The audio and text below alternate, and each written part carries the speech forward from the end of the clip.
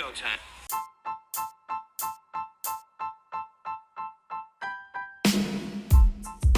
The boys are back. That's right, Florida Man Sports is here with another exciting episode. So just sit back, relax, and enjoy the ride. This is Florida Man Sports.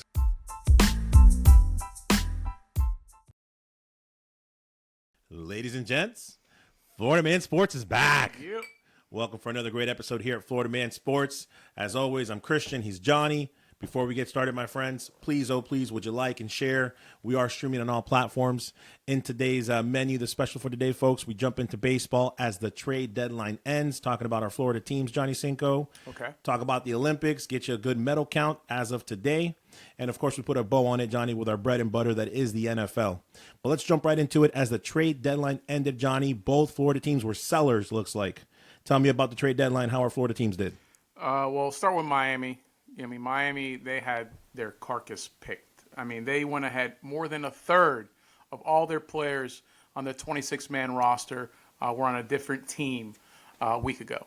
Yeah. So the Marlins went ahead and they do what the Marlins do. They went ahead every 5 years, they're rebuilding. They went ahead and wiped their team. Let's stick with the key trade, their best player. Jazz, they went ahead and traded to the New York Yankees. So yes. As a Yankee fan, I'm happy about it because we needed something. The problem we have with the Yankees is that ultimately there's nobody behind Judge. Judge and Soto are the guys. Judge is batting in front of Soto. So Soto is protected with Judge behind him. Judge has nobody.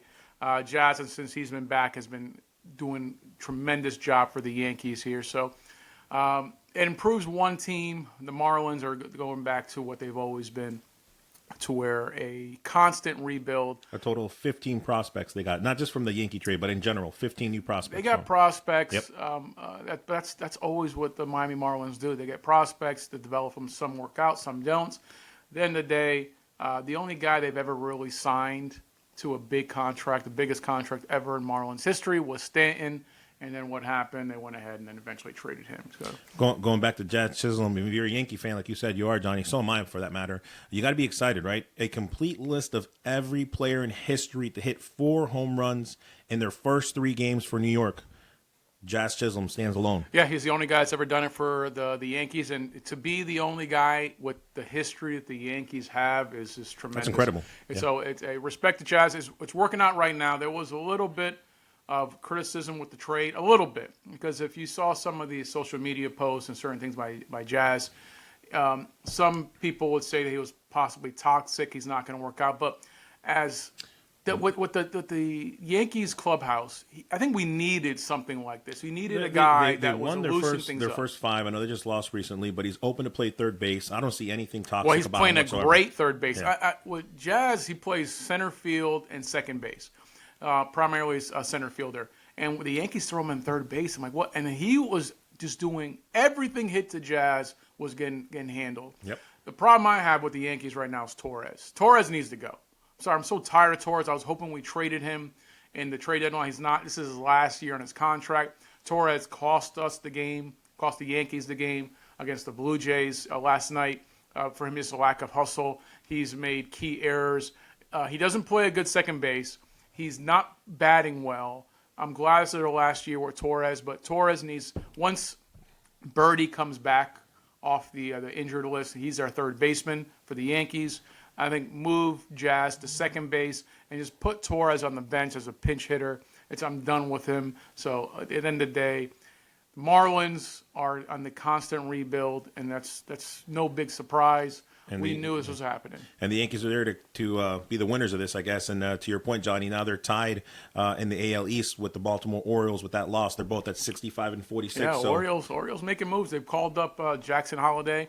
They called him up, the number 1 overall pick 2 years ago. Actually, a year ago. So Jackson, he came in, first game back, hit a grand slam. So it's interesting what the Orioles are doing. But like I said, preseason, it's going to be neck and neck battle between the Yankees and the Orioles in the AL East. Let's look at our other Florida team, Johnny. And again, you called this at the beginning of the year, as did I. I think maybe you copied me. I don't know. But the Rays are sellers. Yeah, the Rays are sellers, right? The Mariners receive outfielder Randy Arozarena. Tell me about this, because it looks like to me that the Mariners get richer in this one.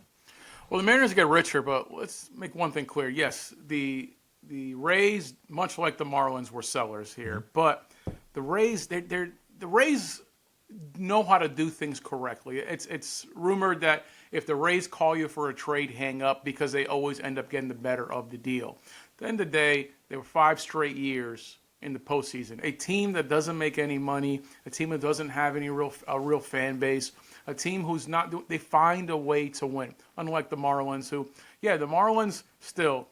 It depends what you want. I don't know. What would you rather have, Chris? Would you rather have a team who was constantly in contention in the playoffs year after year, or would you rather have a team that every 10, 15 years wins the World Series, but in between those years, they just That's a good question. Any true fan, Johnny, wants to win a ring. Think about the Cleveland Browns. If you ever ask a Cleveland Brown fan this, what they tell you? They'd rather win a ring and be miserable. They get the best of both worlds. They don't win rings and they're miserable for 10, 15 years at a time. So. I mean, you're not wrong. It's just unfortunate because the Marlins, who are just a badly run team, but they get lightning in a bottle. Every once in a while, they go ahead and make the trades. They pay the money. They get those teams together like they did in '97 and like they did in 2003. They just go ahead and find a way, and they somehow shock the world and win the World Series. But in between those years, they're complete garbage. So, in the Rays, they find a way. The last 5 years, they were in the postseason. I had called, in the preseason that this is it. That 5-year run has ended. That the Mariners, the Rays are going to find themselves in that 500, and here they are all year. And here they are, yeah. And that's where they're at. Arena is a key addition to the Mariners. It's really helping them kind of win some ball games. He becomes the best hitter in that team. But the Rays picked up some really good prospects. So you can say what you want, but still they picked up key prospects that's going to help them. They made trades all over the place to the Orioles. They made trades, obviously, to the Mariners. They trade all over. And the prospects they got were key top 25 prospects. Yeah, that's true. So they always find a way to win cheap. So while the Marlins and the Rays have similar, I guess, outlooks, the Rays always find a way to go ahead and use the key to get back into the playoffs sooner. Into the mix there. I couldn't agree more. Respect to I want to say the Rays. The Rays have a new ballpark coming in St. Petersburg. They already got the approval. They're staying in the Tampa area. So they're going to stay put. They're going to find a way to win cheap. Now, are they able? The problem with what I want the Rays to do is that when they catch that lightning in a bottle, so to speak, and they're really close, they need that extra key piece, go ahead and pull the trigger on it. Because your fans... Not go after a guy like Savali. No, yeah, exactly. So Aaron Savali didn't work out. They traded, not only did they trade Arena, they traded their best pitcher and Zach Efron. So they traded him to the Orioles there. So they get these guys here, and instead, like what did I say last season? When they have the opportunity, I get it. You're going to give up the farm, go ahead and trade for Ohtani. Yeah, you would have had Ohtani only for that 1 year. But it's the same thing the Cubs did. The Cubs didn't win World Series in 100 years. And they went ahead and made the trade with the Yankees. It's wild. So go ahead and get the necessary closer they needed. It was only for that 1 year. They gave up their best prospect, their number one prospect in Torres, which plays for the Yankees now. He was the best prospects in the Cubs farm system. And what happened? The Cubs won the World Series. And that's what the fans want. At the end of the day, they're competing. The Cubs are competing, but you got to show them something. You got to try. If you're not trying to win a championship, then what are you doing? Then what is it all about? Speaking of midseason too, Johnny, tell me if this doesn't ring a bell to you. You've got the trade deadline. You got the Florida teams that are sellers, and then you got Mike Trout, who is once again injured. This time the slugger, he's got that 12-year, $426 million contract, Johnny. Halfway in the season, he re-injures the same knee, from what I understand. What are your thoughts on Mike Trout being injured yet again? Angels, you guys stink. I mean, I talked about last year on everything that the Angels need to do. Now, I had said last season during the trade deadline, hey, you shot your shot. It didn't work out. Angels are regarded as having one of the worst farm systems in baseball. You could have revamped your farm system by trading Ohtani. But instead you don't. You say, no, we're going to go ahead and do this, and you double down. You got rid of any little bit of talent you have in your farm system to get up some relief pitchers and get some nonsense. Didn't work out for you. You lose Ohtani to the your city rival, even though you're not really playing L.A., but you claim L.A., to the Dodgers. You lose them. And then after the season, I say, listen, okay, you gave it a shot. You need to get rid of Trout. Trout is a generational talent. He's had some injuries here, but it's time to go ahead and move away from Trout. Get rid of him because there's still value there. You can go ahead. You signed a 12-year contract. At the time, you were 5 years in. I disagree with you. Everything you said was fine up until the part where you're like, there's value there.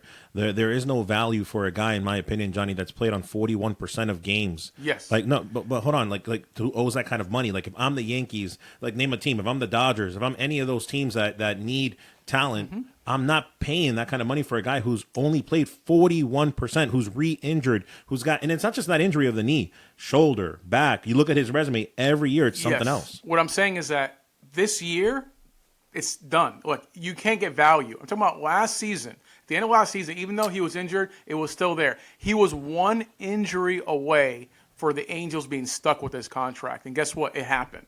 So last season, I'm like, dude, you guys tried it.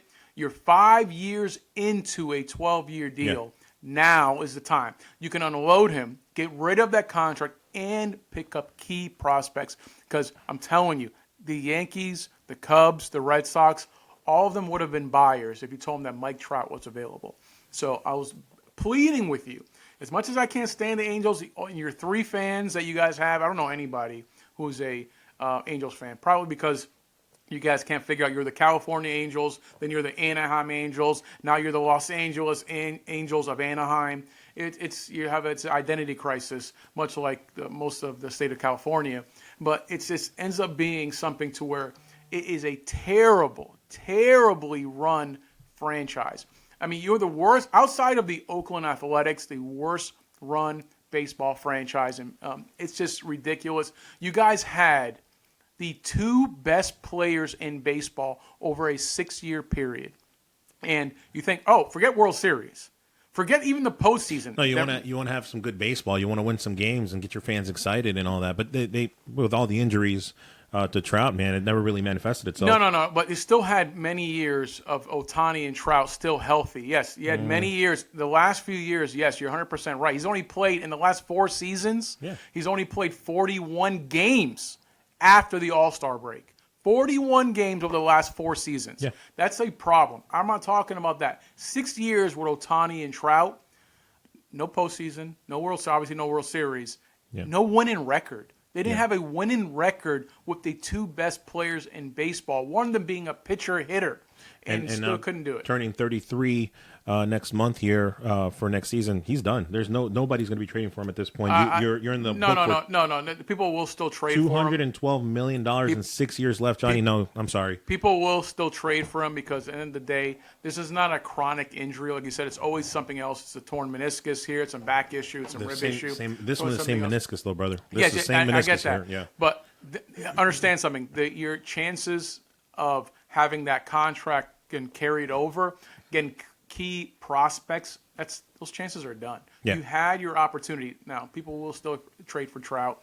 I can see a trade happening still to where, nope, the Angels are on the hook for half of the contract and not really giving up the best prospects they have. So now Angels are either going to choose to go ahead and be in desperation mode and be like, you know what, cut my losses and move on from it, or just go ahead and just go and stick with it and ride it out with Trout. Being the Angels who they are, we both know that they're going to ride it out because they don't know when to cut their losses, much like my co-host here. Well, well, to your point, up until your bad joke there, I can, the Ohtani deal or the lack thereof, Johnny, shows me that you're 100% correct, that they don't know when to cut their losses. And I was trying to be on the Angels side when we were having this debate of keeping him and trying to keep him, but the fact that they didn't re-sign him, the fact that he left for nothing, you're absolutely right about that. Listen, Trout, before he got injured, was leading the league in home runs. Trout was back. Everybody was like, oh, Trout's back.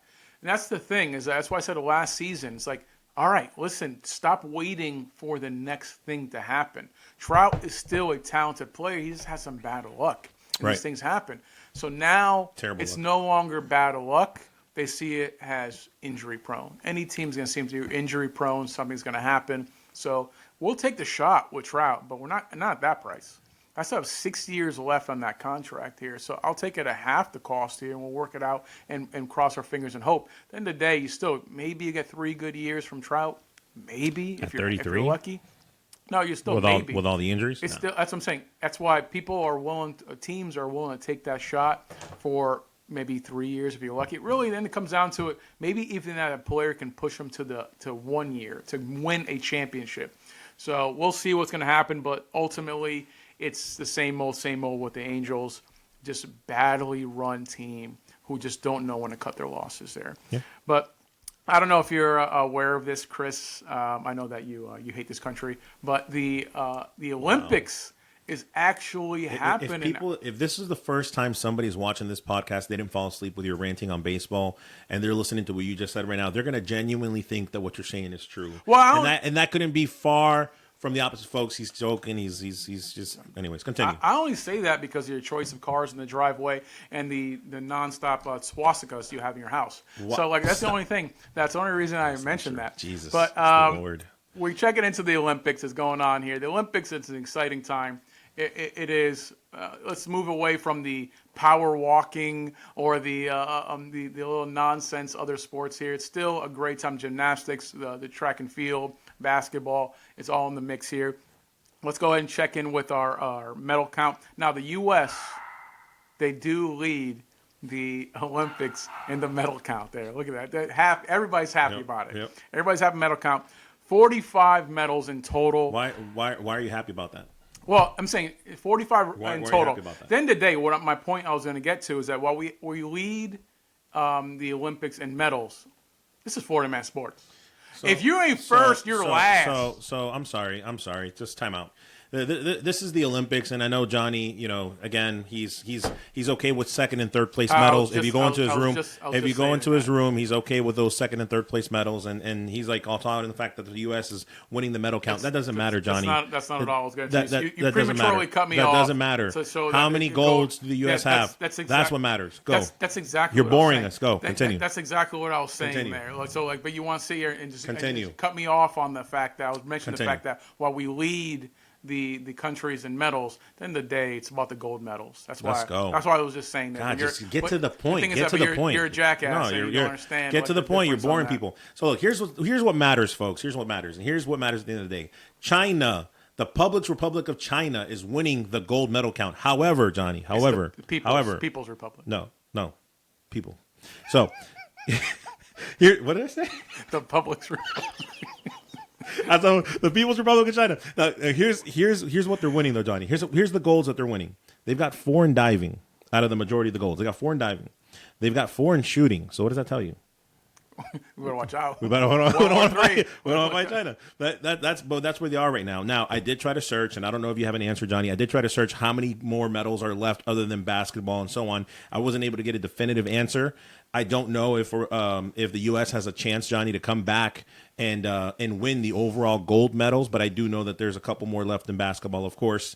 So yeah, it's nice that we're winning the total count, but it's all about the golds, and right now we're at number 5. Yeah, I mean, when you're behind Great Britain, France, Australia, and China in gold, that's a problem. Congratulations, great. You got you got a bunch of and I get it. Listen, it is a remarkable feat as an athlete. Yes. You get to the Olympics, you get the silver or bronze. If you I always think about the old Jerry Seinfeld skit. We're sitting here knocking them. To where it's kind of like, no, in the Olympics, it's nuts. To where if you look at like the freeze frame, like the example he used in track and field, like the guy who's in first place, like you're in the Wheaties box. And the guy, you're right here. The next guy is like a half an inch behind you, second place. The 5th place guy is another inch behind you. Nobody's ever heard of him. Right. So an inch separates Wheaties box, fame, fortune to you're a loser. Nobody's ever heard of you. Right. So it's just how the Olympics works.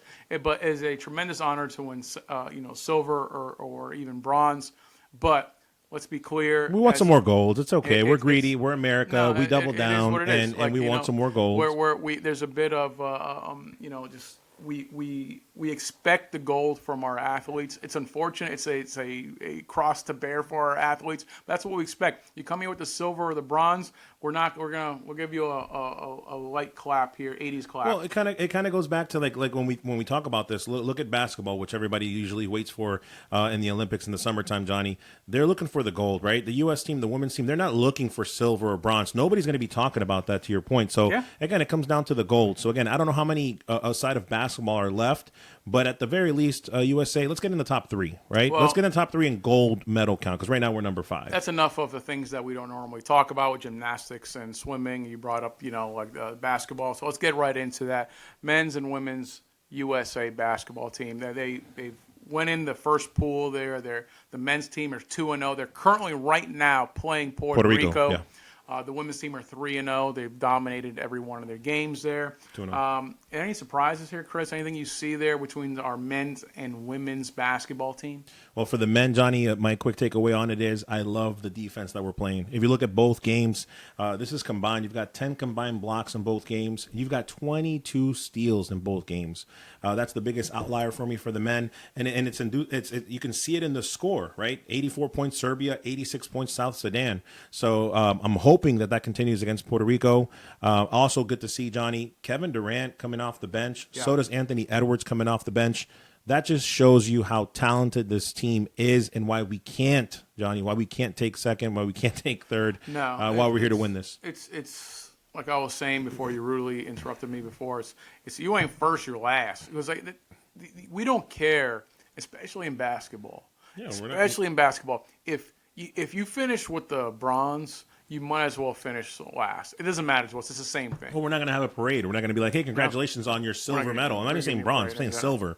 And for the women, just real quick, Johnny, they do play tomorrow against Germany. The 2 games that they have won, and everyone knows this in women's basketball, Johnny, A.J. Wilson, Breanna Stewart, they're just carrying the women's team the way that they should. Yeah. Another team, Johnny, that are just playing great defense, 74 and 76 points. Don't let off the gas. That's my message to both men and women's. Don't let off the gas. The games are only going to get harder. And bring the gold home, baby. Both of them. Yeah, you're not wrong. When the men's team, okay, you roll through that first pool. Now, we're expecting you to beat Puerto Rico, okay? Unless the point guard for Puerto Rico has a knife in his pocket, which, let's be clear, Team Puerto Rico is a possibility. This is why we don't get this is why we won't get to possibility. Jesus. But the Team USA is going to go ahead and be undefeated in that first pool. Same thing as the women's team. But we'll see. I'm waiting for Team USA to face France and Chris's favorite team, Team Germany. So we're waiting to see what's going to happen there. That's going to be a key test to us. It's only going to get tougher, right? This is the Olympics. It is. Yeah. On the women's side here, we have the best women's basketball players in the world. So you had all that controversy beforehand with Caitlin Clark. This just shows that listen, no matter who we put in, we're going to win. Why you needed to put in Caitlin Clark in the USA basketball team. You really needed to, because it grows the game. The same reason why David Stern had the foresight to realize that, hey, the dream team with these key players, that, hey, Michael Jordan is the key to elevating our game and growing our game. And even though Michael Jordan was like, I don't want Isaiah Thomas deserved to be in the dream team. But you know what? He knew the key was Michael Jordan. He made the decision. This just shows that the people who are running women's basketball are run by the same group as the Anaheim Angels. A bunch of idiots who don't know what they're doing. Caitlin Clark would have been a key addition. Even reports now. Why are you arguing this point this late in? It's not listen, this is my argument every time. Stop with your negativity of our U.S. Olympic teams, Johnny. Stop bashing it. Show a little love. I am bashing This is the team that we're carrying for this Why now, game 3. Why am I bashing it doesn't matter. As long as we win the gold, it doesn't matter, Johnny. If we bring home the gold, it does not matter. Keep going, USA. We're rooting for you. It does matter because Terrible. Here's the thing. Terrible. Nobody's watching women's basketball. No, man, Johnny is trying to give you guys, once again, trying to stir up the pot on something that is irrelevant. Now, Johnny, if they would have lost one of these games, if they would have lost, then go ahead with your rant. Save the rant. Save the rant for when they lose. So your nonsense. Okay. Yeah, save the rant for when they lose. The team, women's team, Team USA are winning. No one's watching. They can't even fill the stadiums to watch them live. And on TV, nobody's really watching it. That's the reason why you put somebody like Caitlin Clark, a generational talent, in, because it brings them in. The same thing that Jordan did for the NBA game. You know how I say. Clark could have done this what people, for the women's game. What people got to understand about you. But the Anaheim Angels organization apparently is running the Olympic team. Your argument is pointless, and here's why. It's not. No, here's why it's pointless. Number one, first we have to see how this plays out. You again would be right or have a talking point, Johnny, if in fact the women's team had lost the game at this point, but they haven't. not what I'm and talking if they about. win, no, listen, if they, Not at all what I'm if it is though, because if they win the gold, it's irrelevant what you have to say. It's not That's number irrelevant. one. Number two, this is all an assumption that if Caitlin Clark was on the team, you don't even know if they would have lose. Then what would be the argument then? They took silver with Caitlin Clark on the team. So again, your argument is nonsense. Let them play. Okay. Support Team USA. What I'm and saying, please, can you please stop for all, because we're streaming on all platforms, stop talking about 3-week-old news and Caitlin Clark. Support Team USA. It's not, because it's ludicrous listen, at this point. Chris doesn't pay attention to It's women's ludicrous. sports because he hates Right. women. He's a Right. misogynist. We were wearing with this. So, Literally supporting women right now. What I'm saying, it doesn't matter if Caitlin Clark's on the team or not on the team. The team is going to win because we have the best women's basketball players in the world. What I'm saying is that it goes further than that, it goes more than that. It's growing the game. It's bringing in the audience. And for whatever reason, you can call it whatever you want. You got people saying a bunch of nonsense, but Caitlin Clark brings in the audience. Because she does. Because I only watch women's games that Caitlin Clark's are in. I've watched some Asa Wilson games. I watched some other games that were in place, but they're boring basketball. It's boring basketball. Caitlin Clark makes things interesting. Team USA is not boring basketball. It's in the boring Olympics. basketball. No, it's not. And so Not in the Olympics. at the end of the day, she brings in viewers. It's the numbers are there. The numbers are not are pathetic, not just in the stadium, but in the viewership. Their numbers are not there. Caitlin Clark would have tripled, quadrupled those numbers, if not more than. And even right now, the other committee members, former coaches, are talking about, it was a mistake. We should have brought Caitlin Clark into the mix. But, it's a bunch of nonsense because they didn't think about, they don't have the foresight. They don't have the same foresight that David Stern did. And that's why the women's game is going to grow so slow, because they get a golden nugget like Caitlin Clark. They have it in place there. Perfect timing, and the Olympics are coming up. And they decide, we're going to go with these other players because it's put her on the bench. It doesn't matter. People are still going to show up hoping she comes in, starts jacking some threes, doing some key passes there because she is the face of the WNBA. A massive fail by women's basketball. So the women's team are going to win the gold. They're going to win it, Chris. That's not the argument here if they're going to win or lose. This is the thing. point is this that is the worst thing that could have happened to women's basketball is Johnny opening up his gobbler because as people know that follow the show, he rants, he puts people to sleep. But more importantly, the moment he says a team is going to win something, you know what happens. So please, oh please, Team USA, close your ears. Don't listen to him. The jinx of all time wants to strike once again in women's basketball. Shame on you, Johnny. Shame on you. We're speaking of women's basketball. Let's move our attention to the biggest controversy in the Olympics, Chris. The biggest one. Nobody ever thought this. People think about what can happen here in the Olympics. Now, initially, that opening ceremony has some controversy. So that's the only thing. It's like, people are talking about that. And moving on here, now it's about boxing. Women's boxing. Tremendous controversy going on right now. Please explain that controversy and your take on it, please. Well, yeah, I was going to say, Johnny, after doing some research on it, is it controversy? That's really the question, right? Miss Amin Khalifa went viral on social media after winning her opening bout Thursday against Angela Carini from Italy, Johnny. She basically, 46 seconds into the fight, she settles out, as we all know.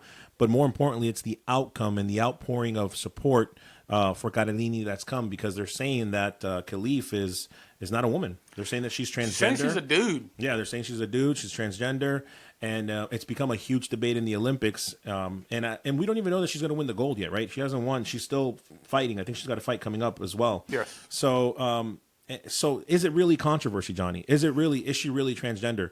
In the research that I've done and the stuff that I've seen, she's not. She was born a woman. And it's something to do with DSDS. I was trying to educate myself on that and what it is and what it pertains to for her.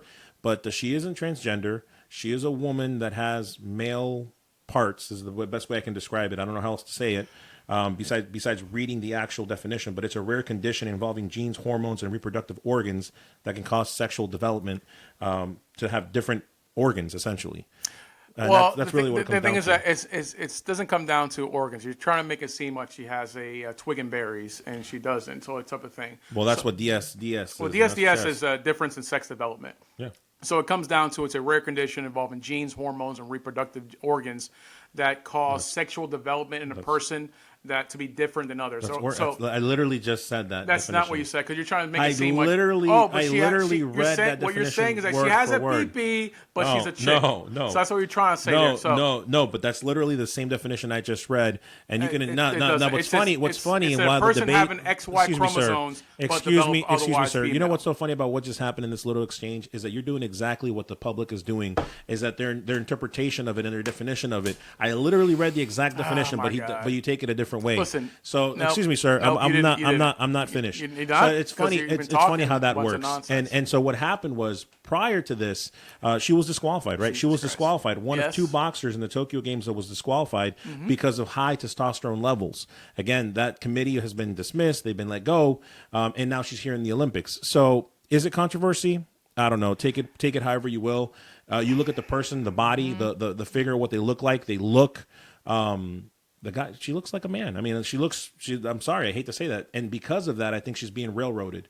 Ultimately, I don't think that this is going to be something that is as big as news as we're making it. I think that she should stay there. If that's where we're going as far as opinion goes, I think she should stay there. And if she wins the gold, then she wins the gold. If the Olympic Committee is accepting it, I'm okay with it. She's not a man. She was born a woman. The problem I have is committees in general. The Olympic Committee, FIFA Committee, you mentioned here, the boxing committee, they're all flawed. There's a whole bunch of nonsense. So it's not so much that they found high testosterone, they found XY chromosomes. So you find XY chromosomes in someone, that's going to grow up a red flag. Now, there is a rare condition that you mentioned. This problem is fixed by having an independent doctor in here beforehand for a physical. It's not that difficult. We played sports. We play even the basic sports. I played sports. So I actually played sports. You just felt up guys in a onesie. You were JV so baseball. You play one JV baseball. Anyway, not accurate. You put a onesie on and felt up guys. Okay. So that was your sport. Right. So the any sport you play, you go and take a physical. In professional sports, you take obviously a much more detailed physical for obvious reasons.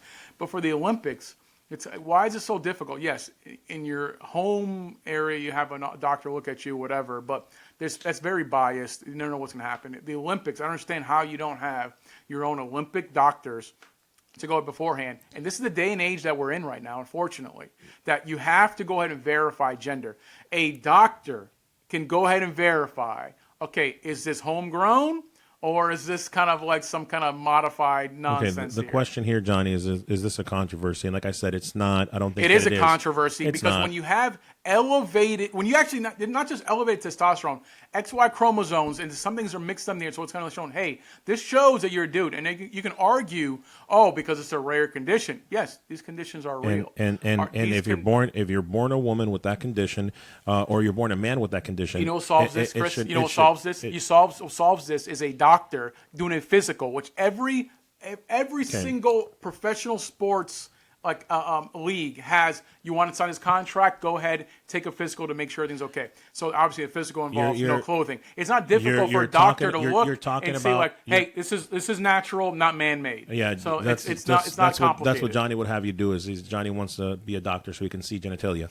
Look, this is really what this is. This is just nonsense. Dude, it's just nonsense. What comes down to is this: nonsense. You were born a woman. Same thing if you were born a man and had the same DSD symptoms, right? Mm-hmm. It's the exact same thing. So, in my opinion, if that's the way you were born and you choose to do boxing, you choose to do whatever other sport, it's because it's boxing that this is a big deal.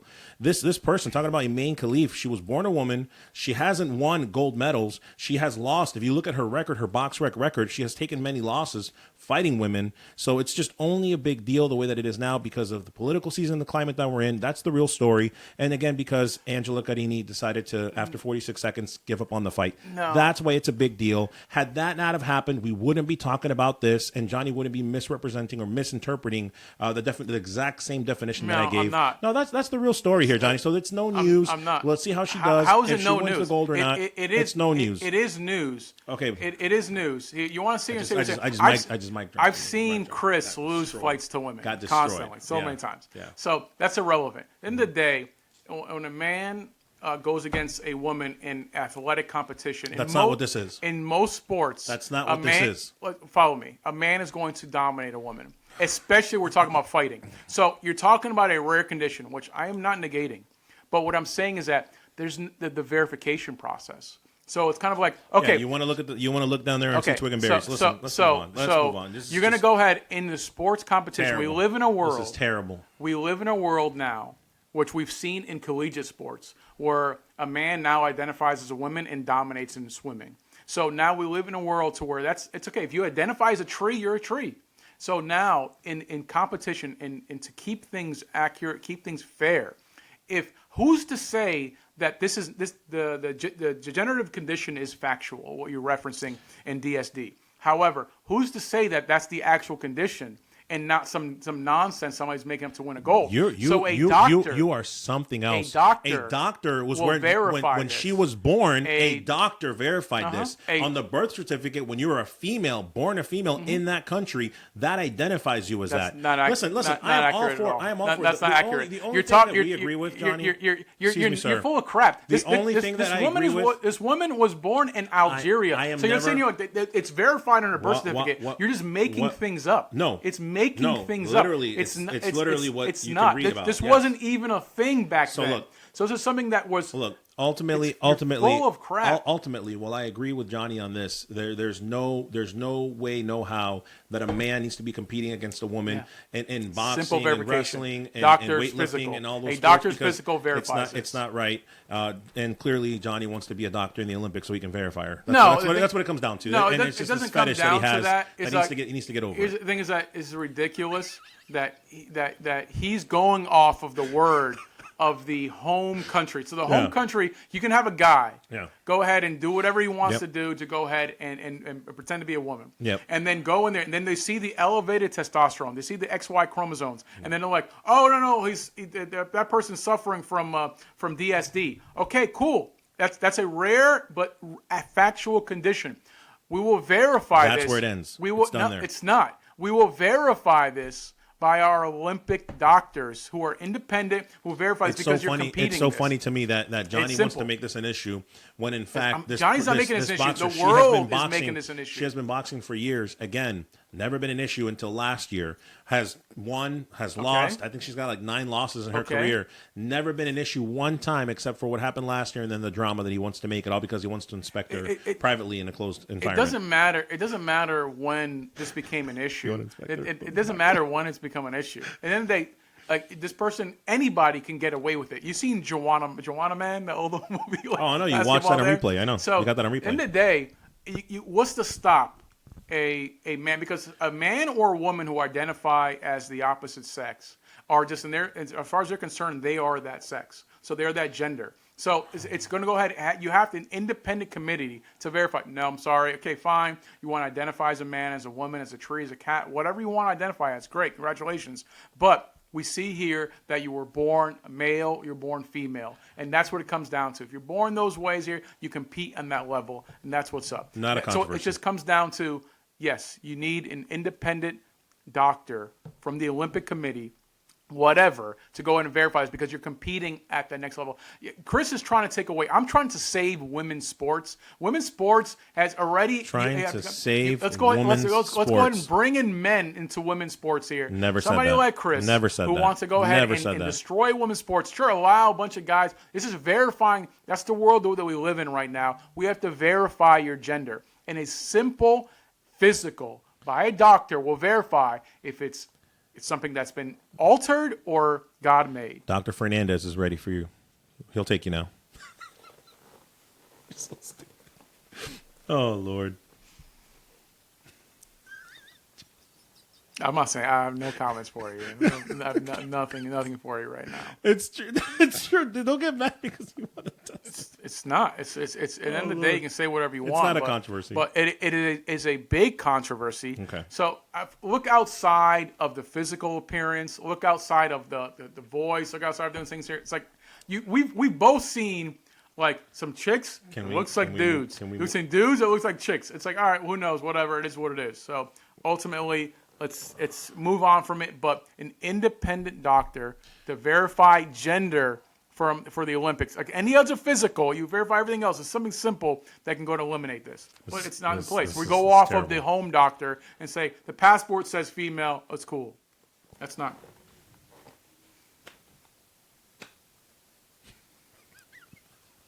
Terrible. Oh yeah. Can you read? Can you please read? Are you serious? Are you serious right now? Florida Man Sports. We're streaming on all platforms. Oh my God. Why are you so dumb? Why are you so dumb? Tell me. I would love to hear it. Tell me. We're moving on to the NFL now, Chris. You're Yes. leading into the NFL. It says, You freaking idiot. My God. You're so dumb. Your stupidity is at the highest level. Someone get a doctor to check freaking Chris's brain. Oh, dude. I'm sorry. So dumb. Yeah, well, clearly you're the doctor here. So dumb, man. My God. Guys, let me remind you guys, if you're listening to this part of the segment, we are streaming on all platforms. Yeah, so please, remind you guys. please like and share. Sometimes putting up with this guy ranting. Putting up for me. That's the problem. He rants so much, I forget who goes next. But in this case, folks, switching to our bread and butter here in the NFL. Oh, yeah, that's what it is. It is. We've got some contracts that were signed over the last week, and we also have some other free agents that are still out there needing an extension, Johnny. Okay. Not necessarily free agents, but needing an extension before they get traded. But let's talk about it with our Florida teams with Tua. Tua getting the bag, Johnny. He agrees to a 4-year, $212.4 million extension, $167 million guaranteed. What does Dr. Johnny have to say about? Did you inspect him? How did that go? You can say whatever you want, Chris. You're a complete idiot. But listen, 67% completion percentage, 12,600 yards, 81 touchdowns, the highest passer rating in Dolphins history at 97.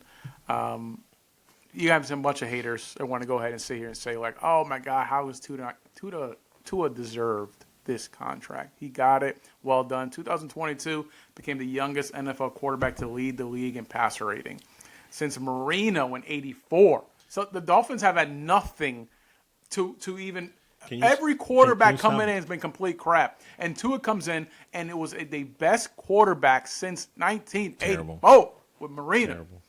You can say whatever you want. He was a Pro Bowler last year. The knock on him, obviously, was what happened. He got injured, and he proved the last year that he can sustain that. He finished fifth in passer rating, fifth in passing touchdown. This is Florida Man Sports. In yards per attempt. He earned this contract. More importantly, the contract, when you break it down, you got a bunch of haters who want to say something about he got paid $93 million, really was fully guaranteed. And now it's a practical guarantee of $147, so about $150,000, a practical guarantee. Basically, as long as he shows up, he's going to get that $150 million. But they set themselves up to be essentially a 3-year commitment to Tua because only $3 million is guaranteed into 2027. So even though it's a 4-year deal, 3 years, if for some reason something crazy happens after 3 years, it's still $150 million total for the duration of it. It's fully in the ballpark, the market area. It's a great contract by the Dolphins. Tua deserved to get paid. Well done. This is a masterclass in how contract gets done. So, Florida Man Sports, folks, I apologize for my counterpart. Yes, it is. I apologize for my counterpart because, when you tune into Florida Man Sports, you already know what happened. You already know that he got this massive contract. You already know the 3 years. Yeah, you know the guaranteed money. And then here comes Rant Johnny giving you the exact same copy-paste repeat that he copied on his phone. Copy-paste repeat. So he can give it to you. But here's the real take on it from a Florida Man perspective here. Sorry, I got to pick up the ball for Johnny here. You mean as far as the contract is concerned, I don't care. It's a complete overpayment. I don't care that it's for 3 years. I don't care that the guarantee. And here's how you know that this contract is not worthy of anything. He's a direct product of Waddle and the Cheetah. Period. That's all it is. And so the question you have to ask yourself, folks, are you winning a championship with Tua at quarterback over the next 3 years? The answer is no, you're not. So if you're not doing that, why are you paying this person? You're paying them because the only thing that you actually made some kind of sense, Johnny, the only thing that you made sense is that Miami, besides Marino, after Marino, I should say, had a turnover at the quarterback position. Mm-hmm. So, yes, here's a guy that finally plays healthy 1 year out of the 4 years, whatever, since he was a rookie. It wasn't 1 year. And that he completed a full season. Yes, it was, Johnny. Okay. That he completed a full season. Mm-hmm. Look up the facts. And so fact is this. He completed the full season. He has the best wide receiving core, top 3 in the NFL, and now you're giving him all this money. He's not winning you a Super Bowl. I don't like the contract. The only good thing about it is that it's short term. And more importantly, folks, he's a left-handed quarterback. Name a left-handed quarterback that's going to win a Super Bowl for you. Name one. I'm waiting. Steve Young. Outside of Steve Young. Oh, mic drop. Nice try. So, nice try. Seriously. Name one. I told you Steve Young. I said outside of Steve Young. No, you said it after I said Steve Young. You cut me off. You jump in all the time. And speaking of cutting off, jumping in all the time, Johnny, just as Tua gets his Nice money, try. Nice Jordan Love, like literally 6 hours later, gets paid. And I love the way that this happened because he literally gets one-upped like 8 hours after Tua's contract. Jordan Love signs for 4 years, $220 million, 75 signing bonus. Tell me about this contract. Besides giving me the stats that everybody already knows. No, Because I know you want to sit here and say it because you feel so bad about how dumb you just looked. But I got no problem with the Love contract. He bet on himself and he won. He takes that reduced contract here because the Packers went ahead and said, well, it's your first year as a starter. Let's go ahead and reduce it. Okay, no problem. And he goes in there. He takes the youngest receiving core in the NFL and not only gets in the playoffs in one of the toughest divisions in football, he goes into Dallas and just spanks the Cowboys. When you go and you win a playoff game, you show that, okay, not only can I start, I can lead a young – they don't have a star talent at wide receiver, the youngest receiving room in the NFL. And still, he managed to not only get in the playoffs, to win a playoff, not in dominant fashion against the Cowboys, which everybody hates, except people from Dallas and fake fans like Krishna. So everybody hates them. But – respect to the Packers to go ahead and pay this man. He's earned it. He pulled a Joe Flacco. And Flacco, who wanted to get paid, the owner said, prove it. And Flacco proved it in the playoffs and won the Super Bowl. Love did the same thing. He didn't win the Super Bowl, but he proved it with nobody, with an average defense, and the youngest receiving room wins a playoff game. Well done, Jordan Love. He made his money. Respect. I got no complaints for Jordan Love and the Green Bay Packers. Green Bay Packers know what they're doing. They know what they're doing with quarterback. People are talking so much smack about, how can you draft this kid? This kid is the real deal. I'm so happy that all it took for me is to be honest with Johnny, tell him how much trash he is, and then he completely now shifted. Thank God. It only took, I don't know how many, a year and a half to finally get to this point. Finally, that was a good analysis, Johnny, because you're absolutely correct. Here's a perfect example between Tua and Jordan Love, Johnny. Jordan Love with, like you mentioned, right, the youngest wide receiver core. You got a guy who is a bona fide player. Talking about, will he win a championship with Green Bay? I don't know, but I like his odds better than I do Tua's. And that's my point, folks. So he definitely deserves the money, Johnny. Good call there. He's only going to get better. And I think that the years of him sitting behind Rodgers, getting him to watch him play is one of the keys to his success. So money well earned. And here's a team, again, Johnny, that has a lot of things to fix at the wide receiver position, at the defense position. But guess what? The core guy in Jordan Love, he can win you a Super Bowl. So I'm actually very happy with this signing. It's an A+ for me. Yeah, I know you're knocking Jordan Love. I mean, not knocking Jordan Love, but you're knocking Tua. Keep it together. So it just doesn't make any sense to me. It does. At the end of the day, it does. So Tua, who has much better numbers, but okay, you pay a guy. Shut up for 2 seconds. God, bro, you pay a guy to or one of the other. Hey, he went ahead and won you a playoff game. Respect. Baker got paid because he won a playoff game. Love got paid because he won a playoff game.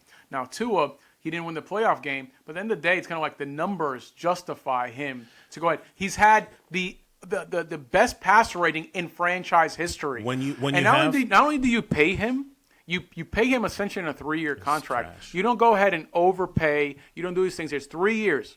After 3 years, you only owed really $3 million after that. You're still not understanding the point. You're still not understanding the point that I'm trying to make. And here's the point. I've got to tell you one more time for you to really get into that thick skull of yours, JV baseball skull of yours. Mm-hmm. Look, ultimately, the question you have to ask yourself when you are any professional team in the NFL is this team going to win us a championship? When the Browns. So who's a better option for Tua? You had your chance. I haven't because you keep cutting me off. You had your chance, sir. You had your chance. So when the Cleveland Browns looked at Watson, who are you picking up? The same concept was. Who are you picking up? The same concept was this team going to win a Super Bowl? So the point of the fact of the matter is this: they have a short-term contract with Tua. Great, no problem. You want to sit here and compare Love and Tua stats and say, well, Tua had a better stat. So, of course he did. He had the top 3 wide receiver core. You literally, you know what's funny? How you talk out of both sides of your mouth. You're literally talking about how Jordan Love had the youngest wide receiving core, and Tua, right? And Tua had the best top 3. Tua dwarfed his numbers. Right. When you have the top three receiving lineup in the NFL, that's going to happen, Johnny. So you're paying him on the pretense on the fact that he's got all this talent around him,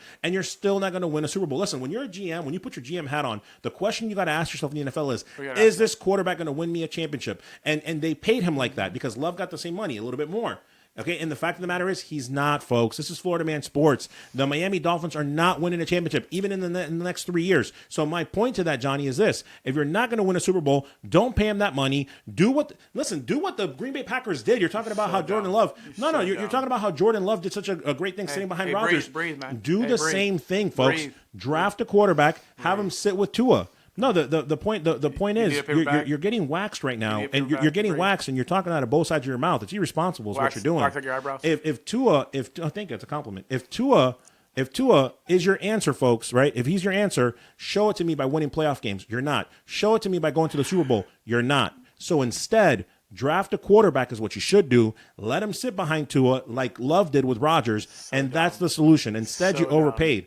And I'm going to throw out one last caveat out here since you want to go back and forth with this. What team was going to pay Tua this kind of money? I would love to know what team was going to pay him.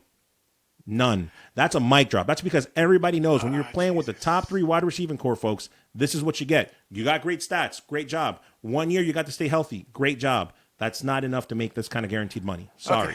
Sorry, not going to happen. I apologize for everyone to listen to this rant here. Yeah, watching you get spanked, right? I want you to understand that you can't take any football advice seriously from someone who lost to a Madden to his 13-year-old son. Okay, when you lose, that's how you know you're getting waxed when you want to bring up when you're going to bring up nonsense. That's when you know you're getting destroyed.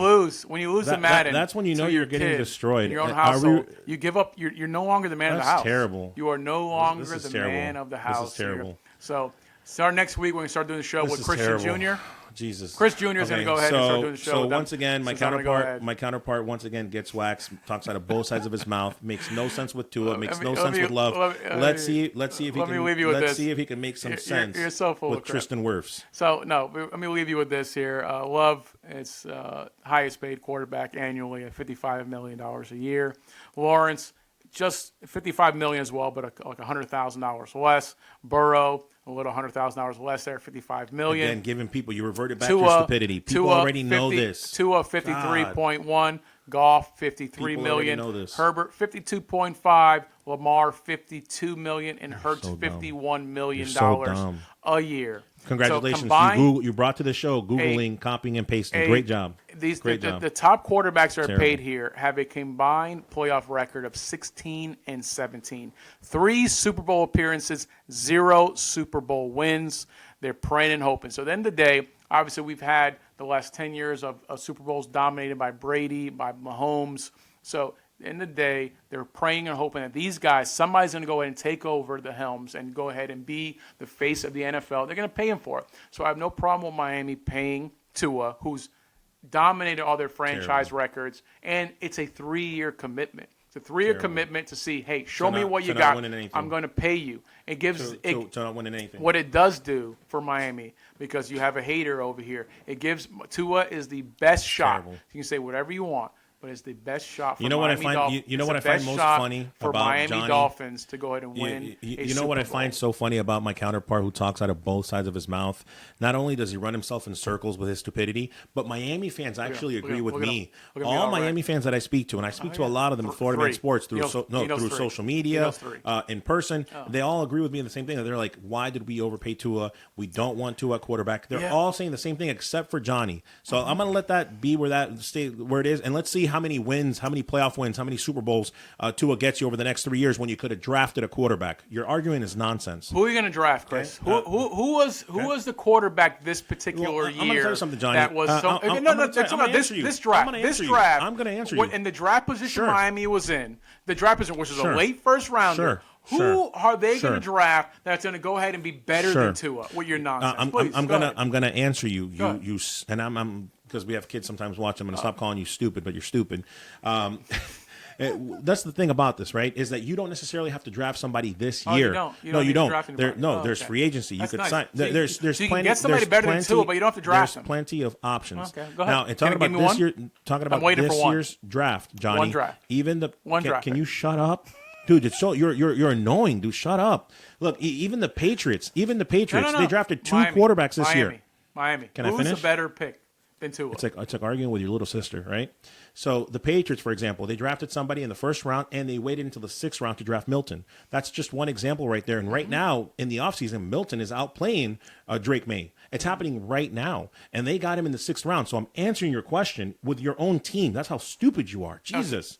So look, Jordan Love You don't know got anything. paid. You Jordan don't, Love like I got said, paid. you lost a got Madden paid. game to your 13-year-old son. You don't know Tua about got football. paid, and no, clearly somebody here doesn't know about football. One last player in Florida, this is Florida Man Sports, folks, who got the bag is Tristan Wirfs, left tackle. He was actually a right tackle, but now last year played left tackle for the Bucks. He gets paid the most money for a left tackle, Johnny. We already know the stats, so please don't bore people with that. What are your thoughts, though, on Tristan Wirfs getting the bag for the Tampa Bay Bucks? Well, they've already paid their safety the highest, paid ever, Winston Jr. So they're going to go ahead and pay their left tackle the highest paid ever. So it's fine. They're going to where they need to, which is kind of like their defense, their linemen. That's where the money needs to go to. Baker needs to still perform this year. So that particular contract, I don't have a problem with it. I don't have a problem paying the guys who protect your guys. So you go ahead and do your thing. That's congratulations. You're the Tampa Bay guru here who thinks that, every move that Tampa Bay makes is the greatest move ever. So I'm not mad at the pick. I'm not happy about the move. It's fine. It's no big deal. It's just kind of like, is this contract going to go ahead and make the Tampa Bay Buccaneers a Super Bowl contender? That's the question. And again, being honest, no. This season is all predicated on the fact that Mayfield, for once, we feel like he's found a home, had a great year last year. The real question is, can he replicate it? And so to your point, Johnny, the only takeaway I have is this. If you're going to have any success like you did last year, it's going to start with protection, with your left tackle protecting your blind side. So that's the only thing I got to say about that, right? They have a good relationship, Baker Mayfield and Wirfs does. So I think it's a great move. They have, if again, Mayfield can replicate what he did last year for the next 2-3 years, then yeah, they got a chance of making the playoffs, winning the division, and seeing what happens. But to me, my only takeaway I got on this, Johnny, another great signing on a phenomenal offseason by Jason Light. I'm a big fan of his, and hopefully this year, finally, NFL, make this guy GM of the year because he's had a phenomenal offseason. That's my biggest takeaway from that. You can say whatever you want. At the end of the day, I've never heard anything negative come out of this guy's mouth regarding the Orlando Magic, regarding the Tampa Bay Buccaneers. That's a fanboy speaking. So then it's like, both my teams are in the playoffs and competing. So what are you talking about? It doesn't matter. For 20 years, it's been the same thing. Like, every move they make is great. Every pick they make is great. Every move is. Can you have some type of bias? Can you eliminate your bias from whatever? What does that have to do with a great signing? So it's not a great signing? What I'm saying is that I have no idea. Okay. I have no idea. I'm literally telling you that it is contingent on Baker Mayfield continuing to have success. That's what I just said. What I just said, to where it's kind of like, it's not predicated on this particular thing. This team runs on Baker. So Baker is going to have to go and show up and do what he needs to do. After this podcast. And I don't know. I am not 100% sure. I haven't seen 2 good years from Baker in a row. So I've seen 1 year. I just said that. So let's see. I just said, if Baker's going to go ahead and actually. I think the biggest fall off, the possible fall off this year, falls on Baker. Baker can either replicate, or it's going to be a complete disaster for the Tampa Bay Buccaneers. I hate you so much. Listen, after this podcast, you and I are going to fight, but we can't because one of us is a female and I can't hit a girl. So now moving on, not according folks, to the Olympic Committee. Florida Man Sports, folks. These are the biggest signings that happen in the NFL, Johnny. Let's put a bow on this one. There are still let's put a bow on it. There's still some players out there who need to be re-signed or are going to be traded, one or the other, as the NFL season progresses. Who needs to be re-signed? Well, I've got some big names out here. It's a wide receiver palooza. Just with the wide receivers, right? You've got Amari Cooper for the Browns, Stephon Diggs for the Texans, Brandon Ayuk for the 49ers, Keenan Allen, who was traded to the Bears. They're going to have to pay him big money at 33 years old. So there's all these wide receivers that need. Oh, they will, though. You'll see. They won't. That you want to put a sidebar right now that they will? They They're will. not. Okay. So at any rate, unless he there's has a handful, ridiculous year, No, There's a handful he's not of Mike receivers. Evans, who has a lineage with the Tampa Bay Buccaneers. And at the top of the list is T. Higgins for the Bengals. So first, to start with all those wide receivers, Johnny, are these players going to get re-signed? Are they going to get re-signed in the offseason? There's still some time left, or are they going to go into? I mean, what are your thoughts? Are they going to go? None into... of those players you mentioned here are going to be re-signed. I mean, Higgins is on a franchise. He's not going to come back. They know this is what it is. He's not going to have the money. The Bengals have to sign Chase. They're going to sign Chase. May not even sign Chase's upcoming year. I mean, Chase is coming into his 4th year. So they have this year, and then they have the 5th-year option, which you're going to pick up here. So then you have, like, everything else, CeeDee Lamb. CeeDee Lamb, same thing. He's in his 3rd year. And coming into, like, it's like, are you kidding me, bro? Like, why teams are not obviously, the earlier you do it, the better price you get if they're an elite receiver. But you saw what happened with Des Bryant. Des Bryant went ahead and jacked up his Achilles heel and was never the same player. So you don't have to. You can go ahead and take your chances and end up being to where, like, no, we're not going to go ahead and make these moves here. All right, so you're worthless. Basically, you're saying nothing's going to happen. That was a waste of time.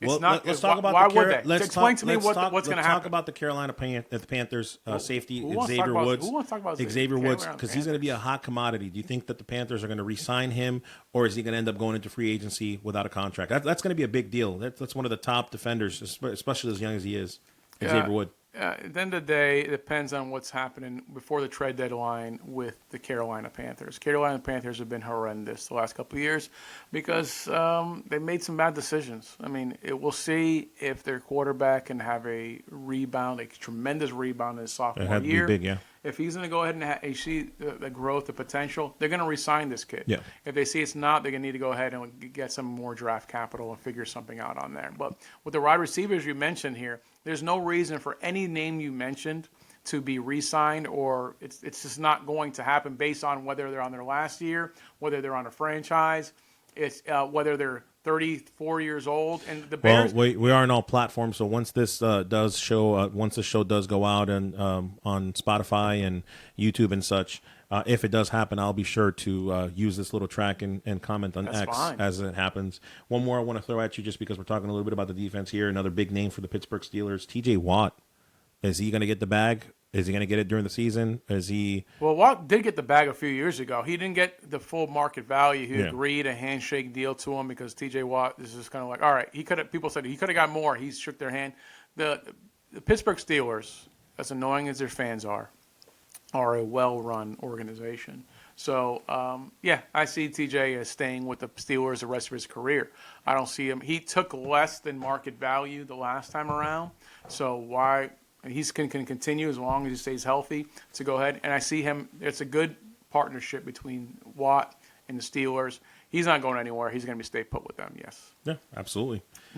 Now, Chris, before we close the show out here, I wanted to run a couple things by you here at the ESPN top 100 athletes. I don't know if you saw this. ESPN generated their top 100 athletes of the 21st century. No, I did not see that. I live in Iraq. I didn't see that. So it's 24 years in here. I'm just not going to go over the whole list because some of it's very controversial. I'm just going to go over the first five. Top five ESPN top 100. Number 1, Michael Phelps. Number 2, Serena Williams. Number 3, Messi. Number 4, LeBron James. Number 5, Brady. Do you agree with this list, Chris? Is there any changes you would make on this? Off the top of the cusp, I'd have to look at the whole list. I'm sure that I would. I just gave you 5. Even that top 5 would probably rearrange it a little bit. Who was number 1? Michael Phelps. Number 1 is Michael Phelps. Number 2, Serena Williams. So I'll stop right there. Messi, I'll stop right James, there. 5 Brady. Right there. That alone right there tells you, and this is just ESPN, and it's all about being a man and a woman, being 1 and 2. I can already tell you that right there. You look at all the accolades from Brady in that list that you named, and to me, it's just wanting to make it so that it's 1 and 1. And so again, I would change that top 5 altogether. Again, great names. And I think a lot of people would do the same. They'd grab that top 5 and they'd rearrange it in their own way. Yes, but I'm saying, like, for me, the top 5, like with Michael Phelps, I don't have a problem. Michael Phelps ends up, like dominating swimming. I didn't give a damn about swimming. Yeah, but he wouldn't be number 1. Again, the problem I have with Michael Phelps in number 1 is that now we're here. All the records that he accumulated over his career have already been broken. Right, and so just thinking out loud here, you said 5 was LeBron James. Well, give me the 4 and 5 again. 4 was James, 5 was Brady. Yeah, so see, just right there, in my opinion, Johnny, I'd either have LeBron and Brady in my top three, and just alone in that because of the accolades, the championships. Most recent, LeBron James taking the points for the NBA, right? So for me to have Serena Williams, with all due respect, because I love Serena Williams, with all due respect, she's not in front of LeBron James, let alone Tom Brady. Well, this is I'll break it down here. Like, number one overall, this is the list. I'm not being biased about it. It's going to be Messi. Messi, soccer's number one sport in the world. Messi is clearly the GOAT in soccer. He's won everything you can win. He's been dominant. Number two on for me would be Brady. Brady, you can say whatever you want. He left his career number one in passing yards. LeBron James, and you and I are on the same page. Number one in passing yards. Number one in touchdown passes, and obviously number one in not only Super Bowl appearances, but Super Bowl wins. So when you're the best in your position, best player in your sport, you have to be right there. That's why Messi, then Brady. Three is not going to be LeBron, because LeBron isn't the best player in his sport. In the last 24 years, he is. He was voted so by the players. Last 24 years, you can argue a good argument that he's been the best player in the basketball. However, people have eaten on his watch. Curry has won plenty of championships. Plenty of people won plenty of championships on his watch. So who do you got number three? Number three for me, I'm sorry, Serena Williams. Serena Williams, you can say whatever you want because you don't care about tennis, but she's the best female tennis player of all time. She dominated the sport. So when you dominate the sport and you're the best, there's no argument. You're the best. You're gonna rip. You're gonna rip. It's so hard. Number four will be LeBron James. It's so difficult. Last thing I'll say about this, Johnny, it's so difficult. I'm not necessarily going to disagree altogether with your top three, but you got to remember, man, and this is not me being biased. It's not because I hate it. For you to, I know you joke around with your little tids of like, oh, he hates tennis or he doesn't watch women's. Stop it. It's not even about that. It's at the end of the day the type of level and the type of talent that you face. And in women's tennis has gotten tough over the years. It's been extremely tough for women in general. But the game of basketball itself also has gotten tough internationally, even as well. So again, to me, I think a lot of people would agree. Right, a lot of people would. That's why the Olympic team's so stacked. But whatever, people would agree with me, and people would agree with you. And so that number three would probably go back and forth depending on your thoughts for the general public. I see LeBron James. We're both on the same page. I see LeBron James as number four. At the end of the day, like, yes, you can argue he's been the best basketball player since 2000. I'm like, hey, okay, cool, that's fine. I get it. It's the best basketball player there, but it's not a dominant thing. And number five, Michael Phelps. Only reason because he made swimming like even important. Nobody gave a damn about swimming, and Michael Phelps made it, and he dominated. But all of his records have been eclipsed since then. He had several records, all of them have been eclipsed. So I'm like, hey, as dominant as you were, congratulations, you're still top five in the 21st century. I respect you, do your thing, but that's the main problem here. So number one, Messi. Number two, Brady. Number three, Serena Williams. Number four, James. Number five, Michael Phelps. That's how I would have my top five here. Nobody cares. But we appreciate you guys listening and hearing this, depending on how you're watching. Remember that we are available on every single podcast platform, but we appreciate you guys watching on YouTube or however else you're watching this here. So thank you very much.